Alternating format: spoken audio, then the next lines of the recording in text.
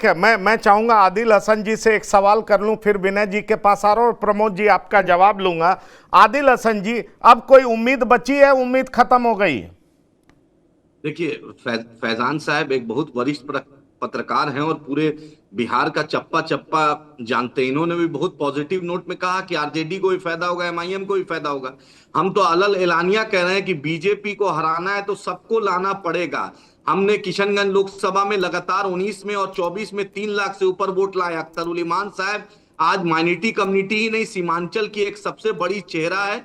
और विधानसभा में अगर सबसे ज्यादा किसी एमएलए ने क्वेश्चन उठाया और विधानसभा के बाहर अगर सीमांचल के मुद्दे पर, सीमांचल के बाहर दलितों के मुद्दे पर, किसी भी माइनॉरिटी इशू पर अगर उठाया तो उसका नाम अख्तर उल ईमान साहब है। उन्होंने अपने कमिटमेंट के साथ, ईमान के साथ समझौता नहीं किया और बड़ी बेबाकी से बात रखी। उन्होंने उनकी क्रेडिबिलिटी, अब आरजेडी को यह फैसला लेना है, लालू जी को लेना है, तेजस्वी जी को लेना है। हमने अपनी बात रख दी क्योंकि गोपालगंज में दोनों लड़े थे, तीसरे को फायदा हुआ था। कुर्नी में हुआ, इमामगंज में हुआ, रानीगंज में हुआ। लड़िएगा तो दिक्कत होगी, फिर मत बोलिएगा एमआईएम को। एमआईएम ने बहुत ईमानदाराना तौर पर महागठबंधन के सामने, आरजेडी के सामने यह प्रस्ताव रख दिया कि भाई तो मिलकर लड़िए। आप ये कहना चाह रहे हैं कि बेलागंज में आपकी वजह से मतलब मुस्लिम एक उम्मीदवार खड़ा हो गया तो हार हो गई, इसी तरीके से ओबरा, मढ़ौरा, कल्याणपुर, इन जगहों पर आरजेडी को आप नुकसान पहुंचा देंगे? ऐसे कई सीटें हैं जहां पर नुकसान हो जाएगा।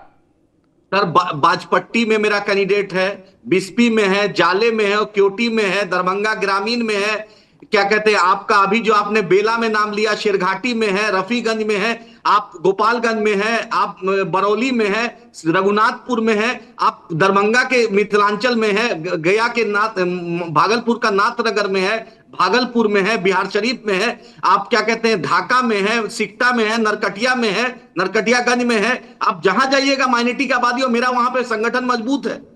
फिर आप बोलिएगा, फिर रोइएगा मत, फिर आप डेहरी ऑनसोन में है, ससाराम में है, ओबरा में है, फिर आप मत बोलिएगा ना भाई। हमने तो ईमानदारी से प्रस्ताव रख दिया आपके सामने। और आप अगर लड़ना चाहिएगा, अगर आपको जबरदस्ती लड़ना ही है, किसी को बेइज्जत करना है तो आप कीजिए। इज्जत देने वाली जात तो अल्लाह की, और जनता की अदालत में हम जाएंगे। तो आपको क्या लग रहा है, मतलब आप ये कहना चाह रहे हैं प्रमोद सिन्हा जी, ये तो सीधा कह रहे हैं कि 50 सीटों पर नुकसान दे देंगे, गिना दे रहे हैं बहुत सारी सीटें, अगर लीजिएगा तो ठीक है, नहीं तो 50 सीट पर नुकसान होगा तो हमें मत कहिए, लगाइएगा। हाँ नहीं पंकज जी रघुनाथ आपके रोगोपुर में नहीं, ठीक है, अब वो बोल रहे हैं, राघोपुर की भी चर्चा आप कर रहे हैं, ठीक है, प्रमोद जी बोलेंगे। नहीं, लोकतंत्र है पंकज जी, और लोकतंत्र में सभी पार्टियों को चुनाव लड़ने का, सभी व्यक्ति को चुनाव लड़ने का अधिकार है। और कुछ लोग जो है मुगालते में अगर रहते हैं तो वो अपना मुगालता पालते रहें। हम हमारे नेता की बात करते हैं, हमारे नेता का जो विजन है, जो व्यू है, और जनता के प्रति जो जवाबदेही और जिम्मेवारी है, उसकी हम बात करते हैं। अब ये इस प्रकार से सीटें तो ये 243 गिना सकते हैं, 243 सीटों पर लड़ेंगे, स्वतंत्र हैं लड़ने के लिए, इनको मना थोड़े कोई किया है लड़ने से। लेकिन ये कह रहे हैं हमसे, हमारे पास रोइएगा नहीं।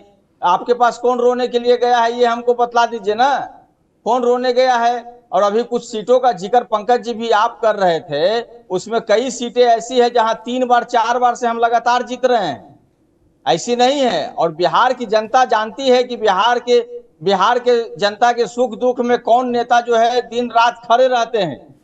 ये बतलाने की जरूरत नहीं है। अगर 1 महीना कहीं कार्यकाल आप उठा करके देख लीजिए हमारे नेता आदरणीय तेजस्वी प्रसाद यादव जी का, कि जहां जहां घटनाएं घटती हैं वहां हमारे नेता पहुंच रहे हैं। चाहे रोड एक्सीडेंट हो रहा है, चाहे अन्य मामलों में जो घटनाएं घट रही हैं, हमारे नेता जनता के दुख दर्द को बांटने के लिए वहां पहुंचने का काम कर रहे हैं।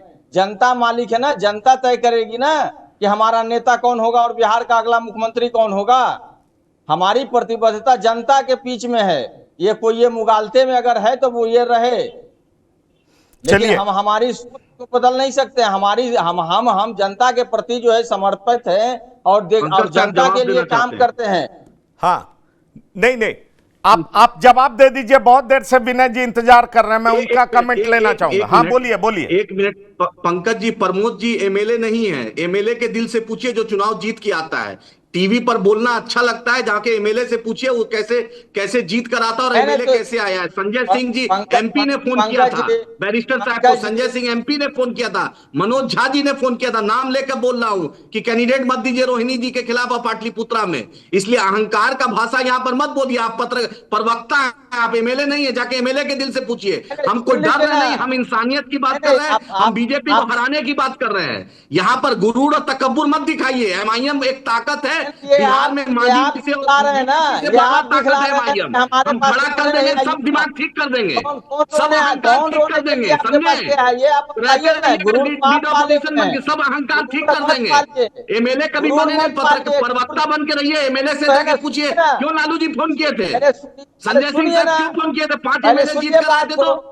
लालू जी 50 बार फोन किए थे जब 2020 अरे में जीत सुनिए, कर आए थे, क्यों तेजस्वी नहीं जी फोन लालू किए जी से थे, जाकर के मनोज झा बात जी करते फोन हैं? किए थे। क्यों नहीं जाकर ये के लालू जी प्रवक्ता से है बात खाली, करते हैं? ये सब नहीं फसाद नहीं, की क्यों बात नहीं करते जाकर हैं। के लालू जी क्यों से लालू बात जी 100 करते बार हैं? फोन किए थे? अरे क्यों नहीं बात क्यों आप लालू जाकर जी के फोन किए लालू थे जी से जब जीत कर के रहे आए हैं? थे क्यों तो? नहीं बात कर रहे हैं? क्यों मीडिया में आप बात बयान दे कराइए, रहे हैं? है क्यों हिम्मत। जाइए लास्ट जाकर टाइम के बात तेजस्वी से कब करिए? मिले हैं? क्यों नहीं जाकर के आप बात इनसे कर रहे पूछिए हैं? लास्ट टाइम तेजस्वी जाकर के यादव जी बात से कब करिए मिले ना। हैं ये? अरे प्रवक्ता से पूछिए तेजस्वी जी और लालू जी से अरे लास्ट टाइम कब तेजस्वी मिले हैं जी ये से आदमी? हमको हमको कब डेली मिले हो? भेंट आखिरी होता है, बार कब शायद मिले हो आपको आप? नहीं पता है। और अरे जिन आखिरी बार विधायकों का कब मिले नाम हो ले रहे हैं तेजस्वी जी उनसे से? पूछिए कि ऊपर हमको जान रहे हैं कि नहीं जान रहे हैं। अरे आखिरी बार जानकारी तेजस्वी जी का से अभाव कब मत मिले हो? पालिए। अरे गलत नहीं फहमी मत देखिए पालिए। देखिए, प्रमोद इलाज सिन्हा जी करना जानते पुराने हैं, सब प्रवक्ता इलाज हैं, करना जानते हैं, गलत पुराने फहमी मत प्रवक्ता पालिए। हैं, पुराने अहंकार में मत प्रवक्ता हैं। रहिए, विनय जी, अहंकार में मत विनय रहिए जी, दादा प्रवक्ता विनय जी, महोदय। विनय जी, एक सेकंड पंकज जी, एक अहंकार में मत, धमकी मत दीजिए एमआईएम को। एमआईएम डरने वाला नहीं है, पार्टी में हूँ इलाज करना और जानता है अच्छे अच्छे का। एमएलए की ये भाजपा बात का इलाज कर कर रहे दिए हैं, हैं, आप उन्हें एमएलए से पूछिए, वो भाजपा का व्यक्ति इलाज कर हमको दिया। आप जानते क्या हैं नहीं हैं? जानते हैं? प्यार से बोल रहे हैं, अहंकार वाला भाषा मत बोलिए। नहीं नहीं, लालू जी अहंकार की 50 बार भाषा फोन आप किए बोल थे। रहे हैं। और जाइए ना, तो क्यों हमने नहीं ईमानदारी से राष्ट्रीय बात बोली तो आप बात करते हैं? पार्टी को बात सोचते करने हैं में कि शर्म आ पार्टी नहीं रही है है, क्या? दाल भात है। बात करने में शर्म आ रही है? जाकर अरे के बात कब करिए। तेजस्वी जी से आप मिले हैं बताइए तो, लास्ट टाइम लालू जी से कब अरे मिले हम हैं? तो प्रत्येक दिन मिलते हैं, प्रवक्ता कल खाली भी टीवी मिले पर हैं, बोल रहे हैं।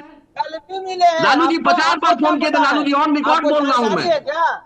लालू जी से मैं मिला हूं पर्सनली जाकर। हाँ, तो इंजीनियर जाकर के आफ्ताब साहब मिलिए, मिले, बात क्यों जनरल नहीं सेक्रेटरी करते हैं? अख्तर उल इमान क्यों साहब नहीं मिले हैं। बात कर रहे आपको हैं? पता भी है कब मिले हैं? जो जिन विधायकों का अपना आपको पता नाम भी ले है रहे हैं, वो लालू जी से विधायक क्यों नहीं तेजस्वी जी बात से कर कब रहे मिले हैं? हैं? आपको पता है कब मिले हैं तेजस्वी जी से? अरे आपसे हमको क्या मतलब है कि कब मिले और नहीं मिले? आप अगर मिलते हैं तो आप उनसे काहे बात इतना करिए बकवास ना। कर रहे हैं? चुप क्यों रहिए, नहीं बात जितना कर रहे हद हैं है उतना में उनसे? रहिए।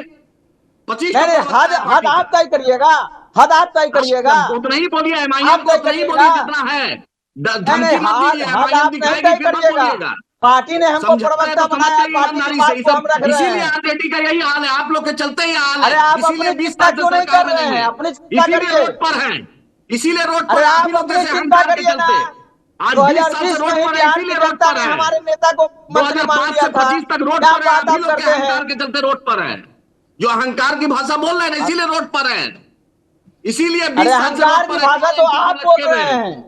अहंकार की बात तो अहंकार आप का कर रहे भाषा हैं। मत कौन बोलिए, कहता है किसी को आपको चलिए, बात कमजोर मत बोलने के मुझे लिए? समझिए। मुझे आज लगता मुकेश है, सहनी मुझे जी के बाद लगता जाना है, पड़ रहा है मुझे ना। लगता है पर्सनल नहीं होना चाहिए। एक बात सीधा, सहनी जी विनय के जी, बाद मैं जाना माफी पड़ रहा है चाहूंगा, ना। आपके पास बहुत देर से आ रहा हूं, लेकिन मेरा सीधा सा कमेंट है कि क्या एआईएमआईएम इसलिए दुखी है कि उसको लगता है कि जिस तरीके से तमाम दलों ने एआईएमआईएम को अछूत बना दिया है, और एआईएमआईएम भी उसी कॉज के लिए लड़ रही है, लेकिन महागठबंधन उसको हिस्सा बनाने को तैयार नहीं है। कई मीटिंग हो गई कोऑर्डिनेशन कमेटी की, और ये जैसा कि कह रहे हैं कि लालू जी से मिले, सब लोगों से मिले, सबका फोन आया, ये देखिए ऑन एयर बोल रहे हैं, सबके सामने बोल रहे हैं।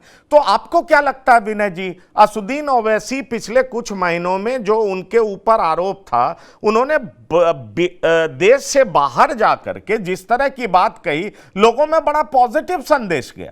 तो महागठबंधन इसलिए इनको हिस्सा नहीं बनाना चाहती है क्योंकि महागठबंधन मुस्लिम वोट बैंक में किसी की सेंधमारी पसंद नहीं कर रही है। उसको लग रहा है कि असुद्दीन ओवैसी को प्लेटफॉर्म देकर के बड़ा नहीं बनाना, जिससे कि सत्ता में भागीदारी करनी पड़े। कैसे देखते हैं आप? देखिए, सबसे बड़ी बात पंकज जी है कि जो महागठबंधन है, महागठबंधन के सबसे बड़े नेता लालू प्रसाद यादव है। शुरू से वो मुस्लिम यादव गठजोड़ की राजनीति कर रहे हैं और एक मुस्लिम का एक बड़ा समर्थन उनको मिला है। ठीक है, पिछले 2020 के चुनाव में EIMIM के कारण 20 सीटों पर महागठबंधन या इंडिया गठबंधन के ब्लॉक को नुकसान हुआ और 5 सीटें जीतने में ये कामयाब हुए ओवैसी साहब बिहार में एक अपना जनाधार वो बनाने में सफल रहे। पिछले चुनाव में उन्होंने दिखाया कि उनके पीछे एक युवा तबका जो मुस्लिम का है उनके पीछे खड़ा है और ओवैसी साहब हर राज्य में अपनी एक पहचान बनाना चाहते हैं।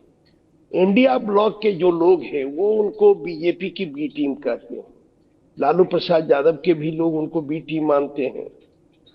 ऐसे में महागठबंधन के जो नेता ये सोचते हैं कि अगर हम उनको गठबंधन में शामिल कर लेंगे तो ये जो बी टीम वाला ठप्पा है वो खत्म हो जाएगा, वो हम फिर बोल नहीं पाएंगे।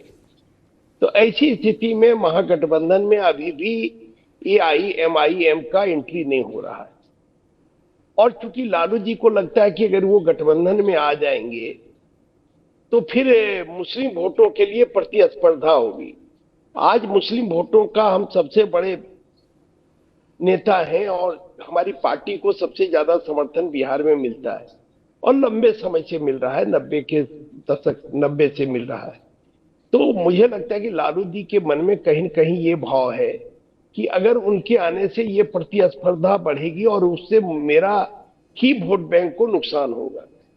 इस वोट बैंक के कारण लालू प्रसाद यादव की पहचान पूरे देश स्तर पर, इसलिए महागठबंधन में EIMIM का एंट्री नहीं हो रहा है और बी टीम का जो ठप्पा लगा हुआ है, बीजेपी के बी टीम जो महागठबंधन के लोग या इंडिया ब्लॉक के लोग लगाते हैं, वो ठप्पा से भी उबर नहीं पा रहे हैं क्योंकि महागठबंधन में उनकी वापसी या महागठबंधन में देखिए आप विनय जी बी टीम की बात करते हैं। सवाल यह है कि जिसके लिए ये लड़ रहे हैं उसी के लिए EIMIM भी लड़ रही है। अब आम आदमी पार्टी भी तो कहती है कांग्रेस बीजेपी की बी टीम है, कांग्रेस के बड़े नेता बीजेपी से मिले हुए हैं। ये कल हमारे शो में कह रहे थे कि भाई आप मुकेश सहनी को ले लेते हैं जो कभी बीजेपी में रहते हैं कभी इधर रहते हैं, हम तो कभी बीजेपी के साथ नहीं गए। राज्यसभा में जब आपकी हमारी जरूरत थी हम आपके साथ गए। जिस कॉज के लिए आप लड़ते हैं उसी कॉज के लिए हम लड़ते हैं। छपरा में ये कह रहे हैं कि भाई हम रोहिणी आचार्य जी को अप्रत्यक्ष समर्थन दे रहे थे या प्रत्यक्ष समर्थन दे रहे थे। बड़ा सवाल यह है कि कॉज एक है, मुद्दे एक हैं, उस पर विचार एक है, लड़ते ये लोग एक हैं, एक तरह से हैं। तो फिर यही बात है ना कि जिस वोट को आधार वोट बैंक लालू प्रसाद मानते हैं उस वोट को शेयर लालू जी नहीं करना चाहते। इसी बात का डर है ना। पंकज जी, जो खेत मेरा है उस खेत में हम दूसरे को जोतने कैसे देंगे? मामला ये है, लालू जी की वो भूमि है तो लालू जी नहीं चाहते हैं कि दूसरे लोग इसमें आए, क्योंकि ज्यादा मुस्लिम गठजोड़ माई समीकरण पर ही लालू जी की राजनीति टिकी रही इतने वर्षों तक। और आज भी लालू यादव जो सबसे बड़े जनाधार के नेता माने जाते हैं बिहार में, उसका एक बड़ा कारण यही है कि यादवों में और मुसलमानों में वो लोकप्रिय है, आज भी उनकी लोकप्रियता है ज्यादा है। इसलिए वो नहीं चाहते कि मेरे खेत में कोई दूसरा खेती करने आए। ठीक है, वो भी चाहते हैं कि फसल उपजाए। और अभी ओवैसी साहब की भी प्रतिष्ठा बढ़ी है देश में। ऑपरेशन सिंदूर के बाद उन्होंने जिस तरह से चीजों को रखा, देश हित की जो उन्होंने बात की, उसके कारण उनकी भी प्रतिष्ठा देश में बढ़ी है और उनका भी सभी वर्गों में, न केवल मुस्लिम में बल्कि सभी वर्गों में उनका सम्मान बढ़ा है।